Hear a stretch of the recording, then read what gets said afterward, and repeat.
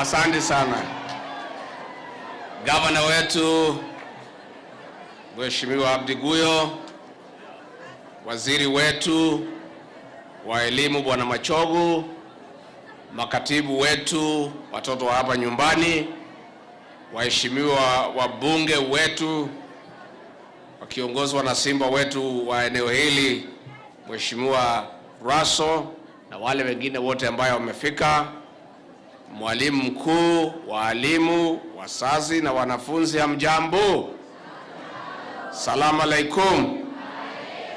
God is good and all the time. Isiolo, hamjambo? Happy New Year. IG. Asanteni sana. Wacha nisome hapa kidogo alafu niongeze mambo mawili matatu. It is very important occasion today as we gather here to support the students of Isiolo Girls High School. Being the only national girls school in this county, we have chosen to make the institution count as a center of excellence and transformation in this region and our beautiful country. I want to thank the leadership of this county for identifying the priority areas of the school and taking the lead in finding a solution. Indeed, we cannot take pride in a national school which does not have a functional and well-stocked library, laboratory, adequate accommodation, among other critical needs. We note that the enrollment in Isiolo County remains dismal at about 17%. Among other reasons, this is linked to absence of poor infrastructure in schools. Low-income parents have no option but to contend the limited infrastructure as those who are able, taking their children to school outside the county. Ultimately, this deepens marginalization and inequality in access to education, which is a constitutional right for every child. The Ruto administration is deliberate in investing in quality education for all across the country. It is for this reason that we have committed over 628 billion Kenyan shillings to the Ministry of Education to, among other issues, support full implementation of the competency-based curriculum and other education sector reforms. In the transformed Kenya, every child must have access to quality education. That is how socioeconomic transformation of the country will be of impact without leaving anyone behind.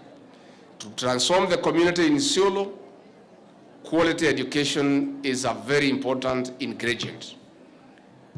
Our women rep, the Honorable Mumina, an alumni of this school, is a testimony of what transformation in education means. She has emerged from a challenging background to an influential leader at the county and national level.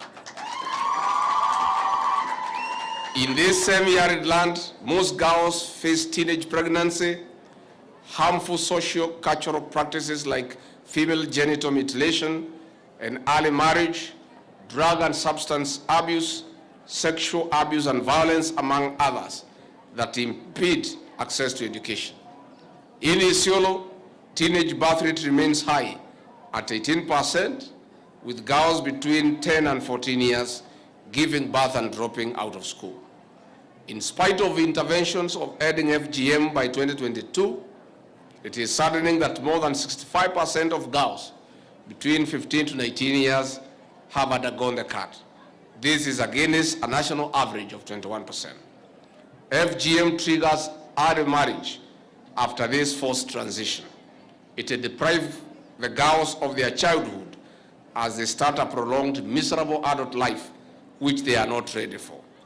They are ready for school, not ready for marriage. Girls are children, not mothers. They must be in school. Education reduces FGM among our girls by up to 89% in secondary education. Secondary education reduces teenage pregnancy from 38% to about 5%. Kenya is committed as a country to meeting the international target of ending this practice before 2030. Expanding education opportunities for girls is one of the strategies. We cannot allow the dreams of our girls to be subjected to practices that snatch them the passport to a bright future. The Kenya of today and the future is for all girls and boys, men and women. On this note, I want to urge the National Government Administration officers present and across the county to work extra hard with other security agencies to end these retrogressive practices, not just in Isiolo, but the whole country. We are aware that the county has only about 38 secondary schools, with less than 10 being boarding institutions. Further, day scholars walk for over 5 kilometers to reach the nearest secondary school. This calls for massive expansion of infrastructure, and that is why we are here today, myself as Deputy President and our Minister for Education. The national government has allocated funds for schools for various undertakings. We call upon members of parliament under the National Government Constituency Development Fund to complement us in building modern schools that also meet the requirements for the CBC system, which we are implementing. During this fundraiser, we are elevating the school standards and performance to the national level. We want it to be an oasis of knowledge in Isiolo County and the Northern region. On this note, I urge our girls in this school to concentrate on their education for better life ahead. Asanteni sana, IGIG. IGIG.